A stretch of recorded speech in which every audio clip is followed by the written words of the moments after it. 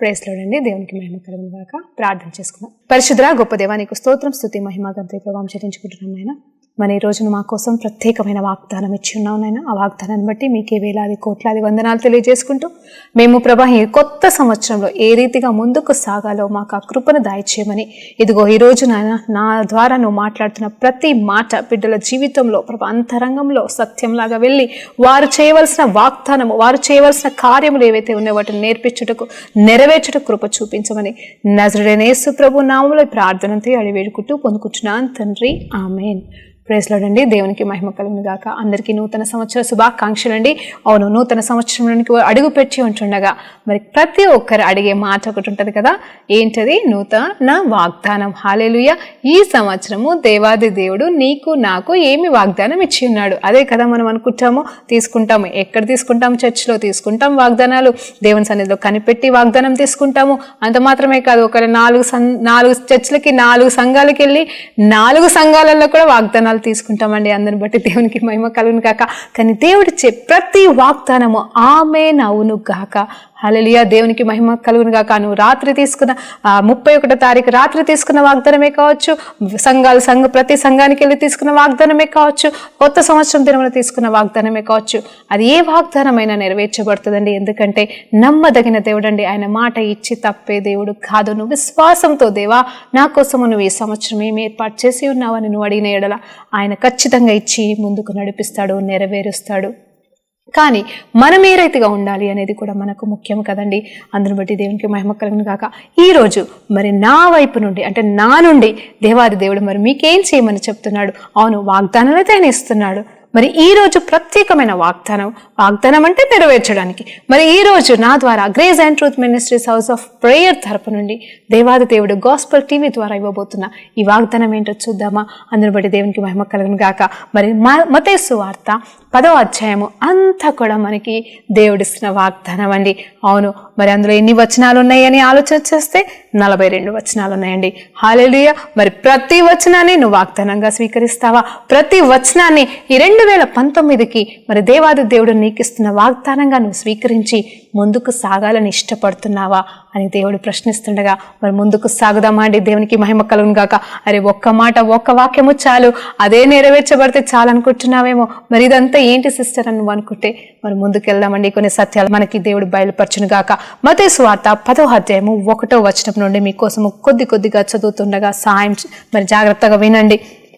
ఆయన తన 12 మంది శిష్యులను పిలిచి ఆ అపవిత్రాత్మలను, చూడండి, ఆయన తన 12 మంది శిష్యులను పిలిచి అపవిత్రాత్మలను వెళ్ళగొట్టుటకు, ప్రతి విధమైన రోగమును, ప్రతి విధమైన వ్యాధిని స్వస్థపరచుటకు వారికి అధికారం ఇచ్చి ఉన్నాడు.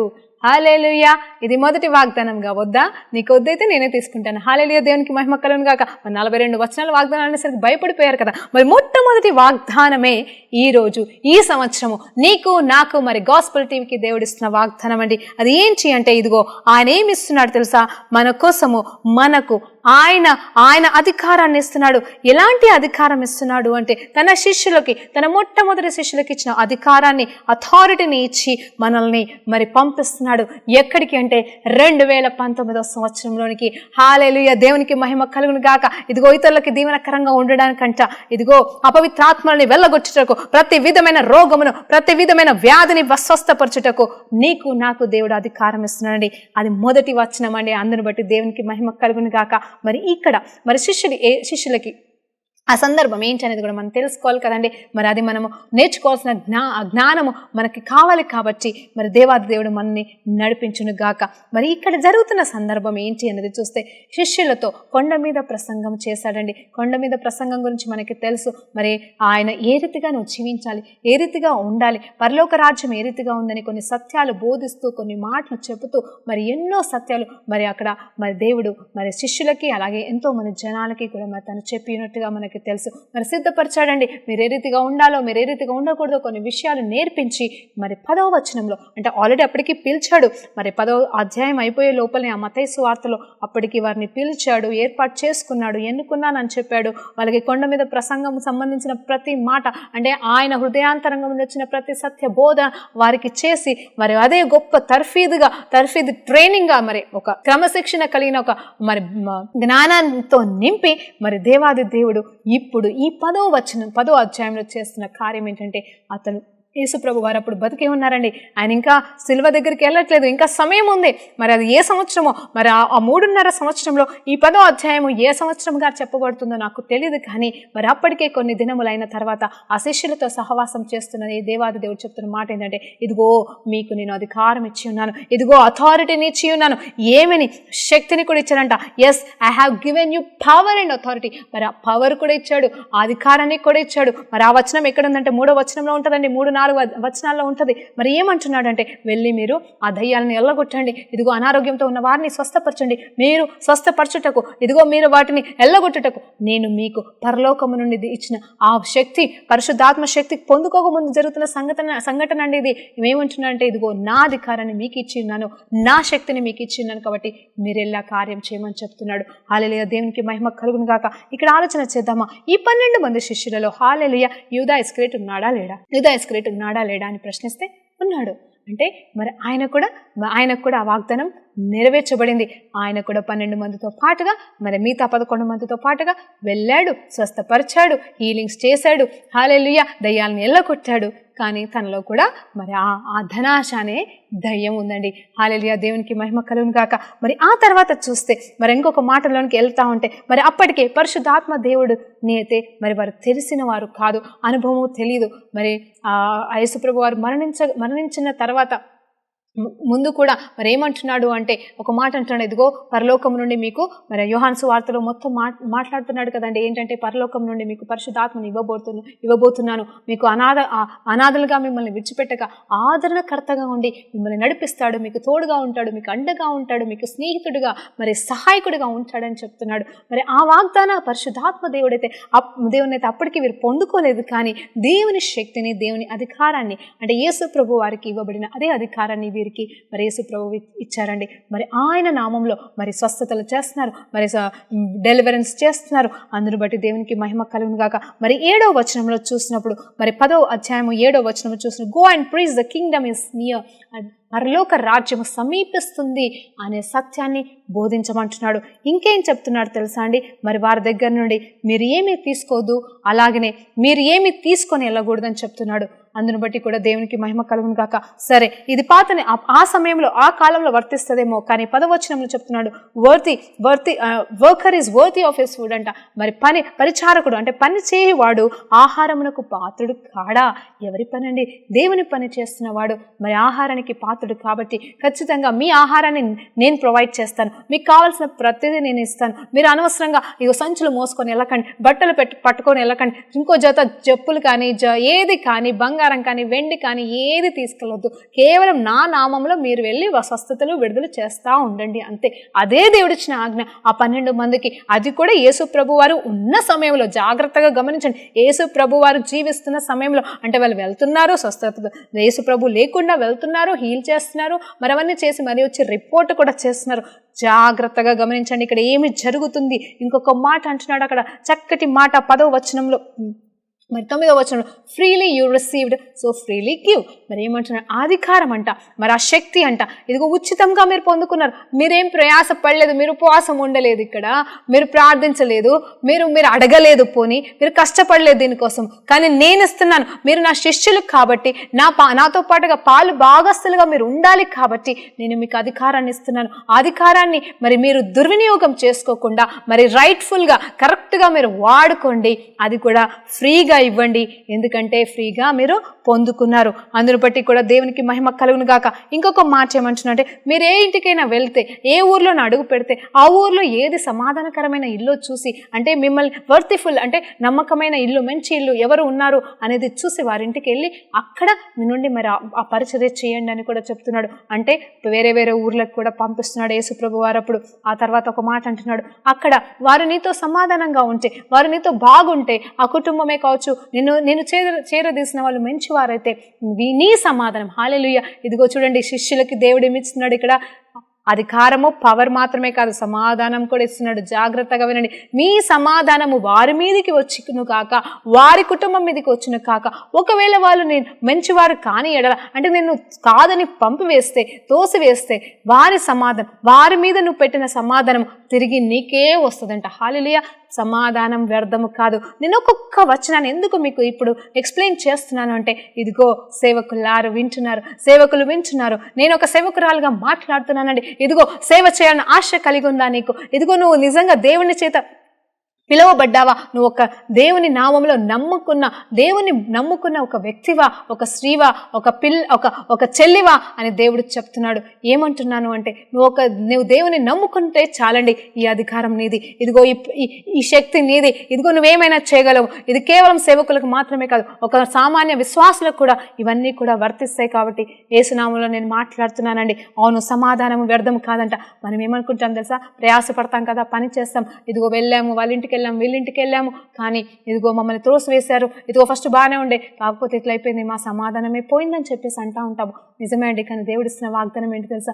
ఒకవేళ వారు సమాధానంగా ఉంటే నీ సమాధానం వాళ్ళ మీదకి వెళ్తుంది, అప్పుడు నువ్వు డబుల్ సమాధానం పొందుకుంటావు. ఒకవేళ వారు నీతో సమాధానంగా ఉండకపోతే వారి మీద ఉండవలసిన సమాధానం కూడా తిరిగి నీ దగ్గరికి వస్తుంది. కాబట్టి నీ సమాధానం దొంగలించబడదు. జాగ్రత్తగా ఉండండి, పీస్ఫుల్గా ఉండండి. మీరు పడొద్దు. వాళ్ళు నమ్మకపోతే, వాళ్ళు స్వస్థత పొందుకోకపోతే అది నీ కారణం కాదు, నీ బాధ్యత కాదు, కానీ అది దేవుడే చూసుకుంటాడు. కాబట్టి నువ్వు దాని గురించి చింతించాల్సిన అవసరం లేదు, అయ్యో అని బాధపడాల్సిన అవసరం లేదు. కేవలం పని చేయడం నీ బాధ్యత, అప్పచెప్పిన బాధ్యత చేసుకుంటూ ప్రయత్నించడమే నీ పని. కానీ ఆ తీర్పు అంటే ఆ ఫైనల్ డెసిషన్, ఆ ఫైనల్ రిజల్ట్ అనేది దేవునికి అప్పచెప్పమని దేవుడు చెప్తున్నాడండి ఇక్కడ. మరి అంత మాత్రమే కాదు, ఫ్రీలీ రిసీవ్డ్. ఈ విషయం గురించి నేను మాట్లాడాలనుకుంటున్నాను. మరి ముఖ్యంగా దేవుని దాసులతో నేను మాట్లాడాలనుకుంటున్నాను. ఫ్రీలీ, అవునండి. ఏం చేస్తే మీరు వరాలు పొందుకున్నారండి? ఏమి చేస్తే ఈ ఫలాలు మీరు పొందుకున్నారు? అంత మాత్రమే కాదు, ఏమి చేసి మీరు ఈ రక్షణ పొందుకున్నారు అంటే ఉచితమే కదండి. ఆయన మనల్ని నమ్మి, హల్లెలూయా, నిన్ను నన్ను నమ్మి మనల్ని పిలిచి, ఎక్కడో ఉండవలసిన వారిని, ఏ పరిస్థితులను, ఏ దీనహీన స్థితిలో ఉండవలసిన మనల్ని ఏర్పాటు చేసుకొని, ఎన్నుకొని, తన బిడ్డలకి ఒక తండ్రిగా, ఒక ఆత్మీయ తల్లిగా మనల్ని పెట్టి మనకిచ్చిన ఈ వరాలు, ఫలాలు వారి జీవితంలో దీవెనకరంగా ఉండాలనే పిలిచాడే. కానీ మరి వాటి కోసము నువ్వు మరి ఏం చేస్తున్నావు? ఇదిగో ఫ్రీగా పొందుకున్నావు కదా, నువ్వు ప్రయాసపడ్డావా? ఉపవాసం ఉండి పొందుకున్నావా అని అంటావా? తప్పమ్మా, తప్పు. ఇక్కడ వీళ్ళు ఉపవాసం చేయలేదండి, ఇక్కడ ఉపవాసం చేయలేదు. ఉపవాసం గురించి కూడా నేను ముగింపులో మాట్లాడాలనుకుంటున్నాను 2 నిమిషాలు. కానీ దేవుడు చెప్తున్న మాట, నువ్వు ఉచితంగా పొందుకున్నావు. ఆ శక్తి, ఆ జ్ఞానము కావచ్చు, ఆ వరాలు, ఫలాలన్నీ కూడా నువ్వు ఉచితంగా పొందుకున్నావు. కాబట్టి నువ్వు ఉచితంగా ఇవ్వమని చెప్తున్నాను. నేనేమంటున్నానంటే, నేను రీసెంట్గా ఒక ప్రేయర్ కాల్ వచ్చిందండి. నేను చెప్పడానికి సిగ్గుపడట్లేదు, ఇక్కడ నమ్మకంగా చెప్తున్నాను. వారు ఏమంటున్నారంటే, వారి గురించి నేను పేరు చెప్పదలుచుకోలేదు, కానీ వారు ఏమంటారు, అమ్మా ఎంతో మంది వచ్చి ఇదిగో మా ఇంట్లో ప్రార్థన చేశారమ్మా, ఇదిగో మా ఇంట్లో చీకటి శక్తులు ఉన్నాయని చెప్తున్నారు. సరే అమ్మా, మరి ప్రార్థన చేశారా? మరి ఏం జరిగింది అంటే, అమ్మ ప్రార్థన చేస్తాం కానీ స్పాన్సర్ చేయమంటున్నారు. ఎక్కడికి? టీవీ ప్రోగ్రామ్స్ కంట. హల్లెలూయా, దేవునికి మహిమ కలుగును గాక. నిజమే, దేవునికి చాలా మహిమ అండి ఎలాంటి వారి ద్వారా. నిజంగా గద్దిస్తున్నాను ఎలాంటి వారిని. అవును, నువ్వు ప్రార్థన చెయ్యి, వాళ్ళు ఏమైనా కానుకిస్తే తీసుకో, ఎందుకంటే జీతగాడు జీతానికి పాత్రుడు అంటున్నాడమ్మా ఇక్కడ దేవాది దేవుడు. ఇదిగో worker is worthy of his food.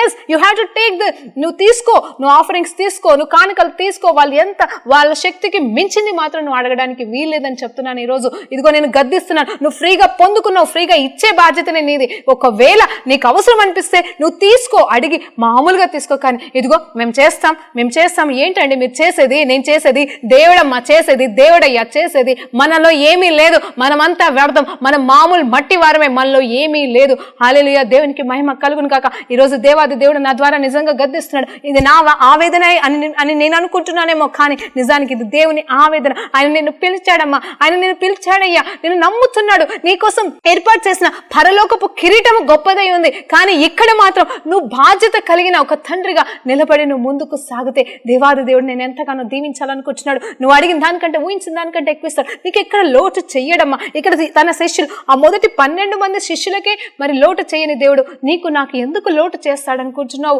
మరి ఈరోజు నేను నిజంగా అడుగుతున్నాను, అలాంటి పనులు మాత్రం చేయకండి. మీకు ప్రేరేపణ కలిగితే వెళ్ళి ప్రార్థన చేయండి, దేవుడు కార్యాలు చేస్తే దేవుని మహిమపరచండి. ఒకవేళ వాళ్ళు ఇస్తే తీసుకోండి, లేకపోతే లేదు. కానీ ఇలా కండిషన్స్ పెట్టకండి. మేము ప్రార్థన చేస్తాం, మేము విడుదల చేస్తాం, మాకు ఇంత ఇవ్వండి అంత ఇవ్వండి అని అడగకండి దయచేసి. ఇదేమి తారాజు కాదండి, ఇదేమి రాజకీయాలు కాదు, ఇదేమి ఇంకేమీ కాదండి. దయచేసి దేవుని సేవని మరి మర్యాద పూర్వకంగా దేవునికి మహిమ తీసుకెలాగా నువ్వు చేస్తే అందును బట్టి దేవునికి మహిమ కలుగాక.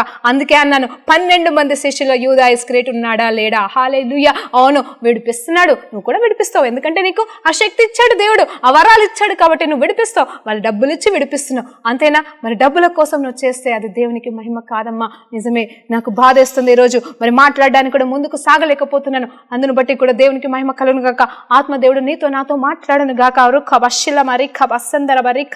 మరి తర్వాత ఒక మాట అంటున్నాడు, తోడేళ్ళ లాంటి మనుషుల మధ్యలోకి పంపిస్తున్నాడంట. 12-16 వచనంలో చూస్తే తోడేళ్ళలాంటి మధ్యలోకి పంపిస్తున్నాడంట. ఎందుకు పంపిస్తున్నాడు తోడేళ్ళలాంటి వాళ్ళ దగ్గరికి అనేది చూస్తే, ఎలా పంపిస్తున్నాడు అనేది చూస్తే, గొర్రెలలాగా తోడేళ్ళు ఏం చేస్తాయండి? గొర్రెల్ని చీల్చి చెండాలుతాయి, తిని చంపేస్తాయి. హల్లెలూయా, దేవునికి మహిమ కలుగును గాక. మరి ఇక్కడ చూస్తే అలాంటి వారి మధ్యకి నేను పంపిస్తున్నాను మిమ్మల్ని. ఎవరిని? ఆ 12 మంది శిష్యుని. ఇప్పుడు నిన్ను నన్ను అంటున్నాడండి, పంపిస్తున్నాడు. అవును, వాళ్ళు ఎలాంటి వాళ్ళు ఉంటారు? ఖచ్చితంగా నిన్ను నన్ను చంపుతారమ్మా, చంపుతారు, కొడతారు, మరి అసహించుకుంటారు, ఇష్టపడరు. యేసు ప్రభు వారికే తప్పలేదు, మరి మనమే పాచివారము. కానీ దేవుడు చెప్తున్న మాట ఏంటి తెలుసా? మరి అక్కడ మాట్లాడుతున్నాడు ఒక మాట, పాముల వలె వివేకముగాను, మరి పావురాల వలె నిష్కపటముగాను ఉండమంటున్నాడు. నేను ఇది అడిగానండి దేవుని, చాలా రోజులు అడిగాను, ఇదేంటి దేవా పాములలాగా ఉండడం ఏంటి? పాముతో ఎందుకు పోలుస్తున్నాను? అసలు నీ శిష్యులని పాములతో ఎందుకు పోలుస్తున్నావయ్యా? నేను చాలా సంవత్సరాలు అడిగానండి, నిజంగా చెప్తున్నాను. కానీ దేవాది దేవుడు కొన్ని మర్మాలతో మాట్లాడినాడు. అందరి బట్టి కూడా దేవునికి మహిమ కలుగును కాక. కానీ ఇక్కడ ఈ సందర్భంలో నేను ఈ కొద్ది నిమిషాల్లో నేను చెప్పాలనుకున్న మాట ఏంటంటే, పాములలాగా వివేకముగా ఉండు అంటే జ్ఞానంతో ఉండు. ఒకసారి ఆలోచించండి, అది దానిలో అసలు పాయిజన్ దానికి పెరిగిపోతే అది ఖచ్చితంగా ఎక్కడ కక్కుతుంది తెలుసా? ఎవరు దొరకకపోతే బండ మీద కక్కుతుందంట. మనుషుల మీద కక్కే ఉద్దేశం లేదు, మనుషులను కరిసే ఉద్దేశం దానికి లేదు. కానీ తన పాయిజన్ చేత నింపబడినప్పుడు బండకెళ్ళి కొడుతుందట అండి. అంటే దానిలో ఉన్న విషాన్ని తను తీసేసుకుంటుందంట. మరి అలా తీసేసుకున్న తర్వాత అది మనకు ఎదురు పడింది అనుకో, మనం దాని బుస్ అని అంటది కదండి. అది అన్నప్పుడు మనం చూసి భయపడతాము, అంతేగాని అది నిజంగా కరిచినా దానికి తెలుసు అది కరిచినా ఏం కాదు మనకేమో భయపడుతుంది, అంతే, భయపడతాం మనం, అంతే. అంటే ఇక్కడ ఏమంటున్నామంటే, అది వివేకముతోనే ఆ బుస్ అనే సౌండ్తోనే మనల్ని బెదిరించేస్తుందండి. అది చాలండి, అదే చాలు. కానీ పాయిజన్ ఉండదు అక్కడ ఆ సమయంలో. మరి నేనేమంటున్నానంటే, సేవకులు దేవుని చేత పిలువబడిన మనకి, విశ్వాసులమైన మనకి విషయం అనేది మనలో ఉండకూడదు, చంపే విషయం అనేది మనకు ఉండకూడదు. మనం ఎక్కడ వదిలిపెట్టాలో అక్కడ వదిలిపెట్టాలి. అది ఎక్కడండి? క్రాస్ దగ్గర వదిలిపెట్టాలి. ఆయన సన్నిధిలో ఒప్పుకొని విడిచిపెడితే ఆయన మనకి కృపనిస్తాడండి. నేనేమంటున్నానంటే, పాముల వల్ల వివేకంగా, అంటే మనం ఇప్పుడు పామును చూస్తే ఫస్ట్ పాయింట్ భయపడి పారిపోతాం. రెండోది ఏంటంటే, అమ్మో అని చెప్పేసి వదిలిపెట్టకుండా దాన్ని ఎట్లయినా చంపేస్తామండి. కానీ అది జాగ్రత్తగా బండల్లోకి వెళ్ళి దాచుకుంటుందంట, ఎక్కడెక్కడికో వెళ్ళిపోతుందండి. అందును బట్టి కూడా దేవునికి మహిమ, దానికి ఉన్న ఆ వివేక జ్ఞానం అనేది మనకి కూడా ఉండాలని చెప్తున్నాడు. అంత మాత్రమే కాదు, పావురాల వలె నిష్కపటముగా ఉండాలి అంట. అంటే మనము ఎవరిని హింసించకూడదు, మరి అంటే మృదువుగా ఉండాలి, ఎవరికి హామ్ చేయకూడదు, ఎవరిని గాయపరచకూడదు అని చెప్తున్నాడు. మరి మనం ఎంతగా గాయపరుస్తున్నాం, మనం ఎంతగా విష సర్పాలం అవుతున్నామో సేవకులుగా మిమ్మల్ని మీరు పరీక్షించుకోండి. నేను ఎప్పుడు మళ్ళొకసారి అడుగుతున్నాను అదే మాట, నీ గురించి నీకే బాగా తెలుసు, నేను చెప్పనక్కర్లేదు. కానీ ఆత్మదేవుడు గద్దిస్తున్నప్పుడు, ఇదిగో నీ బిడ్డ నీలో ఇది ఉంది అని చెప్పినప్పుడు నువ్వు మారడానికి ఇష్టపడుతున్నావు అని దేవుడు అడుగుతున్నాడు. మరి భయపడాల్సిన అవసరం లేదని చెప్తున్నాడు. నువ్వు చింతపడకని కూడా చెప్తున్నాడు. మీరేమి చెప్పవాలను? ఇంకొకటి, మరి మనం పెద్దవారి మధ్యలోకి వెళ్ళి మాట్లాడాల్సిన పరిస్థితులు వస్తాయి. మరి వేరే కొత్త ఊరికి వెళ్ళి నువ్వు స్వార్థ ఆరంభించినప్పుడు ఆ ఊరు పెద్దలు వచ్చి నేను నిలదీస్తారేమో, నేను అడుగుతున్నారేమో, ఇదిగో ఇక్కడ చేయొద్దు నువ్వు స్వార్థ, నేను ఎక్కడైనా కూటమి పెట్టుకున్నప్పుడు అధికారుల పర్మిషన్ నీకు కావాలేమో. అలాంటప్పుడు నువ్వేం మాట్లాడుతున్నావు అని, ఎలా మాట్లాడాలని బాధపడకు. దేవుడే నీకు సహాయం చేస్తాడు. అక్కడ మాట్లాడుతున్న మాట వాగ్దానం ఏంటి అంటే, తండ్రి దేవుని యొక్క ఆత్మనే మరి నీకు నీ ద్వారా మాట్లాడి ఆ సమయంలో ఏం పలకాలో కూడా జవాబిస్తుందని చెప్పేసి చెప్తున్నాడు. మరి దేవుడు మన నడిపిస్తాడు, దేవుడు మన నోటికి తోడుగా ఉంటాడు, మన నోటికి కావలిగా ఉంటాడు. ఆయన ఉన్నవాడండి, అనువాడండి. మన నాలుకని ఆయన వశము చేస్తే ఆయన చూసుకుంటాడండి. ఆయన ఎవరితో ఎట్లా మాట్లాడాలో జ్ఞానాన్ని ఇచ్చి నడిపించి ఆ కార్యక్రమం అంతటిలో ఆ స్వార్థ కూటమిలో ప్రాబ్లమ్స్ లేకుండా సహాయం చేస్తాడు. అంతేకాని మనం పోట్లాడాల్సిన అవసరం లేదు, జాగ్రత్తగా ఉండాలి, వాళ్ళని హామ్ చేయాల్సిన అవసరం లేదు, వాళ్ళతో గొడవలు వద్దండి, ఏమీ అక్కర్లేదండి. ప్రార్థన పూర్వకంగా దేవుడు నీ పట్ల ఉన్నాడని విశ్వాసంతో నువ్వు కార్యం చేయి, అడుగు చేయి. కొంచెం ఇబ్బంది ఉంటుంది, కొంచెం కష్టం ఉంటుంది, సరే దెబ్బలు కూడా పడతావేమో, కానీ అంతం మాత్రం చాలా గొప్పగా ఉంటుందని అంతం కోసమే మనం నిరీక్షణ కలిగి ఉండాలి. బ్రతుకుట క్రీస్తే, చావైతే లాభం అనే యేసు నామములో మనం ముందుకు సాగుదామండి. మరి ఆ తర్వాత దేవుని ఆత్మ, మరి నిజమే ఇక్కడ దేవుని ఆత్మ ఎవరి మీద వస్తుందంట? శిష్యుల మీద వస్తుందంట. హల్లెలూయా. నీ మీద నా మీద వస్తుందంట. మరి ఇక్కడ మరి ఆత్మను పొందుకోక ముందుగానే, మరి ఆ పంటకోస అనుభవం కంటే ముందుగానే మీరు ఆత్మ దేవుని శక్తిని అనుభవిస్తున్నారు, అధికారాన్ని కూడా వాడుకుంటున్నారండి. మరి ఆ తర్వాత చూస్తే మరి మీకు ట్రబుల్స్ వస్తాయి, కష్టాలు, ఇబ్బందులు, ఇరుకులు వస్తాయి. కానీ మరి ఒక మాట అంటున్నాడు, అక్కడ ఏమంటున్నా అంటే 20వ వచనంలో, మరి శిష్యుడు బోధకుడి కంటే గొప్పవాడు కాదు, అలాగే దాసుడు యజమానుడి కంటే గొప్పవాడు కాదు అంట. దాని అర్థం ఏంటంటే నేనే హింసలకు పాలయ్యాను, నన్నే అందరూ అసహించుకున్నారు, నాకే తప్పలేదు, కాబట్టి మీకు కూడా తప్పదు. కాబట్టి మీరు బాధపడాల్సిన అవసరం లేదు, భయపడాల్సిన అవసరం లేదు. మీకు అప్పచెప్పిన బాధ్యతలో మీరు ముందుకు సాగమని అక్కడ శిష్యులకి ధైర్యం చెప్తున్నాడండి. జాగ్రత్తగా వినండి. మరి 5వ అధ్యాయం నుండి మొదలు పెడితే మరి 9వ అధ్యాయం వరకు వారికి ఏ రీతిగా ఉండాలో తర్ఫీదు ఇచ్చి, ట్రైనింగ్ ఇచ్చి, నేర్పించి, మరి ఇక్కడ మరి పనికి అప్పచెప్పినప్పుడు కూడా మరి పంపిస్తూ కూడా చెప్తున్న శ్రేష్టమైన మాటలండి. హల్లెలూయా. దేవునికి మహిమ కలుగును గాక. నీకు ఏ ఆత్మీయ తండ్రి లేడా? ఇదిగో నీకు ఏ ఆత్మీయ తల్లి లేదా? ఇదిగో నువ్వు ఎట్లా పరిచర్య చేయాలి, నువ్వు ఒంటరి వాడివి అనుకుంటున్నావు, ఆశ ఉందా? మరి నీకు సపోర్ట్ చేసేవాళ్ళు లేరా? ఇదిగో ఈ 10వ అధ్యాయాన్ని, మత్తయి సువార్త 10వ అధ్యాయాన్ని క్లియర్గా ప్రతి దినము ధ్యానించు. నీకే సువార్త ద్వారాలు తెరవబడతాయి. దేవుడు నిన్ను వాడుకుంటాడని చెప్తున్నానమ్మా. నువ్వు స్త్రీ అయినా కావచ్చు, పురుషుడైనా కావచ్చు. హల్లెలూయా. దేవునికి మహిమ కలుగును గాక. హల్లెలూయా. మరి ఆ తర్వాత మరి భయపడకని ధైర్యము చెప్తున్నాడు. ఇంకెవరికి భయపడకూడదు అంటున్నాడు తెలుసా? ఇదిగో మరి 28వ వచనంలో మాట్లాడుతున్నాడు. ఇదిగో దేహమును నశింపచేసే వాటి గురించి భయపడకు, అలాంటి వాళ్ళ గురించి భయపడకు, కానీ ఇదిగో నీ ప్రాణమును, నీ ఆత్మను, నీ శరీరాన్ని నశింపచేసే వాడైన దేవునికి భయపడు అని చెప్తున్నాడు. అవును కదండి, మనుషులు ఏం చేయగలరండి? మనల్ని ఏమీ చేయలేరు. హల్లెలూయా. దేవునికి మహిమ కలుగును గాక. తర్వాత నీ నెత్తి మీద ఉన్న ఆ వెంట్రుకలు కూడా లెక్కించబడ్డాయి అని చెప్పేసి వాగ్దానం ఇస్తున్నాడు దేవుడు. ఆ తర్వాత మరి నువ్వు మనుషుల ఎదుట నువ్వు ఒప్పుకో, నా మాట, నా పేరును ఒప్పుకో, నేను దేవుడిని ఒప్పుకో, అప్పుడు నేను కూడా నీ గురించి పరలోకమైన తండ్రి దగ్గర చెప్పుతాను. అప్పుడు పరలోకపు తండ్రి నీకు ఇంకా సహాయం చేస్తాడు, దూతల్ని పంపిస్తాడని ఇక్కడ ధైర్యం చెప్తున్నాడండి. మరి ఇంకేం చెప్తున్నాడు తెలుసా? ఇంకా ఎన్నో మాటలు మాట్లాడుతున్నాడు. 37వ వచనంలో చూస్తే మరి ఏమంటున్నారంటే, నాకంటే ఎవరిని కూడా ఎక్కువగా మీరు ప్రేమిస్తే నా పనికి రానంటున్నారు, నా సిలువను మోయమంటున్నాడు. హల్లెలూయా. నేను ఒక్కొక్క మాటని ఇట్లా చదువుకుంటూ వెళ్తున్నానండి. నేను మీకు అర్థం చెప్పాలనుకున్న విషయం ఏంటి అంటే, ఇదిగో నువ్వు శిష్యుడిగా ఉండాలనుకుంటున్నావా, లేక పరిచర్య చేయాలనుకుంటున్నావా? ఇదే నిజమైన ఇదొక సూత్రం లాగా మీరు పాటిస్తే దేవాది దేవుడు నీ పరిచర్యని అత్యధికం చేస్తాడని నేను నమ్ముతున్నానమ్మా. హల్లెలూయా. దేవునికి మహిమ కలుగును గాక. మరి నీ సిలువను మోసుకొని ఆయనను వెంబడించమని కూడా చెప్తున్నాడు. చివరికి 40వ వచనం 42వ వచనంలో ఏమంటున్నాడు తెలుసా? రివార్డ్ అనేది తప్పకుండా వస్తుందని చెప్తున్నాడు. చూడండి, ఫస్ట్ మొదటి వచనాల్లో మనం చూసినప్పుడు ఉచితంగా పొందుకుని ఉన్నారు కాబట్టి ఉచితంగా ఇవ్వని చెప్తున్నాడు అక్కడ దేవాది దేవుడు. మరి నాకేంటి లాభం అని నువ్వు అనుకుంటున్నావేమో, దేవుని పరిచర్యకి సమర్పించుకున్నావు, ఇంకా లాభం ఏం కావాలి? ఆయననే చూసుకుంటాడనే విశ్వాసం నీకు లేకపోయిన ఎడల ఇదిగో 40వ వచనంలో నీతో మాట్లాడుతున్నాడు. ఎందుకంటే ఆయన నమ్మదగిన దేవుడమ్మ. ఆయన ఏమంటున్నాడు తెలుసా? ఆయన నామంలో నువ్వు ఏమైనా చేస్తే, ఎవరికైనా ఏమైనా దీవెన చేస్తే, దీవిస్తే, ఎవరినైనా దీవిస్తే ఆయనకే అప్పిస్తున్నావంట. మర్చిపోకు. అది నీ సమయమే కావచ్చు, నీ మాటలే కావచ్చు, నువ్వు మెటీరియలిస్టిక్గా వారిని దీవించినాను, వారికి ఏ రకమైన సహాయం నువ్వు చేస్తున్నాను, నువ్వు యెహోవాకి అప్పిస్తున్నావు కాబట్టి ఆయన అప్పు తీరుస్తాడండి, వడ్డీతో పాటుగా ఇస్తాడు. సో ఇక్కడ జీతగాడు జీతానికి పాత్రుడనే మాట ప్రకారంగా ఇదిగో రివార్డ్ అనేది ఖచ్చితంగా వస్తుంది అని చెప్తున్నాడు. అది కూడా ఎలాంటి రివార్డ్ అయితే, నువ్వు ఒక ప్రవక్తవైతే ప్రవక్త నామంలో ప్రవక్తని చేర్చుకున్నవాడు, అంటే ప్రవక్తవని చెప్పి నిన్ను ఎవరైనా చేర్చుకుంటే అతనికి రివార్డ్ ఉంటుంది. ఎవరికి? అతనికి రివార్డ్ ఉంటుంది, మరి నీకును రివార్డ్ ఉంటుంది అని చెప్తున్నాడు. ఆ తర్వాత అంటే నిన్ను చేర్చుకున్న వారికి రివార్డ్ ఉంటుంది, అంటే వారికి దీవెన వస్తుంది, ఆశీర్వాదం వస్తుంది.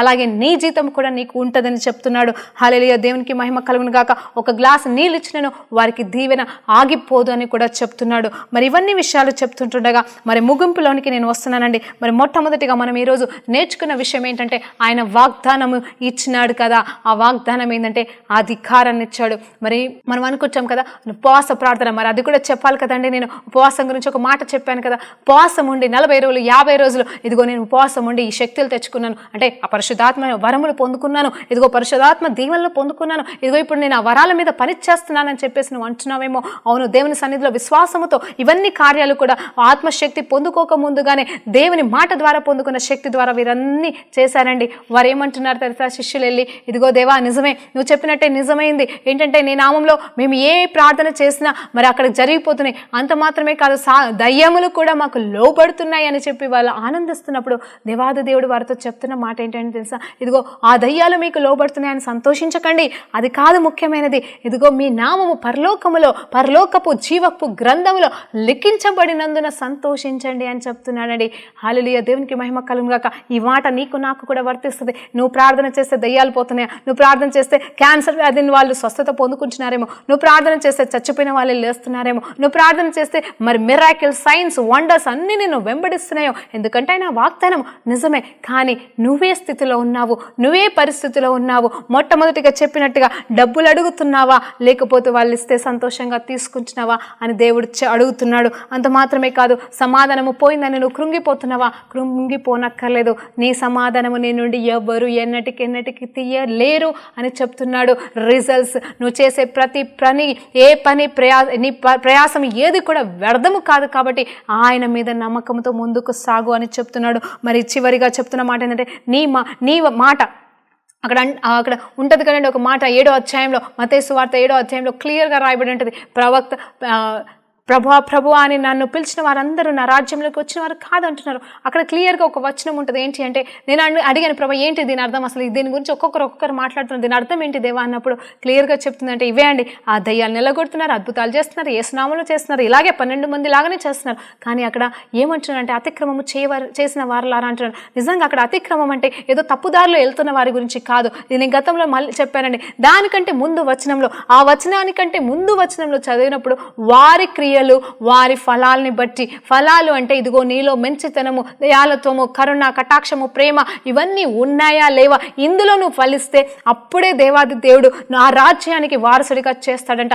ఆ రాజ్యానికి వారసత్వము అంటే ఆయన జీవ గ్రంథంలో నీ పేరు ఉండడం. అంతేకాని దయ్యాలు లోబడ్డాయని ప్రవచనాలు చేసి చెప్తే నెరవేర్చబడ్డాయని నీ నామము అక్కడ లిఖించబడదు. కానీ నీలో ఫలాలు ఫలిస్తే, ఆయన చెప్పిన ఆత్మ ఫలాలు ఫలిస్తే అక్కడ నీ నామము లిఖించబడుతుందని దేవాది దేవుడు మరొక్కసారి జ్ఞాపకం చేస్తున్నాడు. అవును, రక్షణ పొందుకున్న మనందరికీ మన పేరు అక్కడ రాయబడింది. కానీ ఫలించలేకుండా ఇతరులని హామ్ చేస్తూ, ఇతరులని బాధిస్తూ, ఏది పాములాగా నువ్వు చేస్తున్నావేమో, ఇతరులని మోసం చేస్తున్నావేమో, ఇదిగో అట్లా ఉండకూడకుండా ఏమంటున్నాడు, వివేకంగా ఉండు, మరి పావురంలాగా కూడా ఉండమని చెప్తున్నాడండి. అవును, జ్ఞానపూర్వకంగా నువ్వు నడిస్తే జ్ఞానమే నిన్ను నడిపిస్తుంది. ఎందుకంటే ఆయనే నీకు జ్ఞానమై ఉన్నాడు. కాబట్టి హల్లెలూయా, దేవునికి మహిమ కలుగును గాక. మరి ఫాస్టింగ్ గురించి చెప్తున్నాను. ఇక్కడ ఫాస్టింగ్ అండ్ ప్రేయర్ ఎక్కడంటే ఒకసారి దయ్యంని వెళ్ళగొట్టమన్నప్పుడు అక్కడ ఒక తండ్రి వచ్చి అడుగుతూ ఉంటాడు అన్నమాట. అక్కడ ఏం జరుగుతుందంటే అక్కడ దయ్యం పోదు. ఏంటి మీ అల్ప విశ్వాసాన్ని బట్టి అని గద్దిస్తున్నప్పుడు అక్కడ దేవుడు ఏమంటాడు తెలుసా? ఇదిగో మీరు ఇట్లా కాదేమో, మీ అల్ప విశ్వాసాన్ని బట్టి నాకు బాధేస్తుంది, కానీ నేను చెప్పేది అంటే ఉపవాసం ద్వారా ఇది జరుగునంటే ఉపవాసం ఉండి దయ్యాన్ని వెళ్ళగొడతానని శక్తి పొందుకోవాలనుకుంటున్నావు. అది కాదమ్మా. ఉపవాసం ఉండి ప్రార్థన చేస్తున్నప్పుడు నువ్వు దేవునితో ఉంటున్నావు, దేవునితో గడుపుతున్నావు. కాబట్టి మరొక్కసారి నీ విశ్వాసం అనేది బలపరచబడి నువ్వు దేవునిలో ఏమై ఉన్నావో తెలుసుకుంటావు. కాబట్టి అప్పుడు నీకు వచ్చిన విశ్వాసం ద్వారా ఆ దయ్యాలు పారిపోతాయని చెప్తున్నాడు. అంతేకాని ఉపవాసం ఉండి ఏదో గ్రీవింగ్ లాగా లాక్కోవడం, బలవంతంగా దేవుడి దగ్గర నుండి పొందుకోవడం కాదండి. అందును బట్టి దేవునికి మహిమ కలుగును గాక. మరి వాగ్దానం పూర్వకంగా మరి 2019లోకి మనం అడుగు పెడుతుండగా కృప పొందుకుందామా ప్రార్థన చేసుకుంటూ. పరిశుద్ధుడా గొప్ప దేవా నీకు స్తోత్రం నాయన. ఈ 2019 సంవత్సరంలో మీరు మాకు ఇచ్చిన అధికారాన్ని మేము వాడుటకు కృప చూపించమని వేడుకుంటూ యేసు నామములో ప్రార్థన వేడుకుంటూ పొందుకుంటున్నాం తండ్రి. ఆమేన్, ఆమేన్.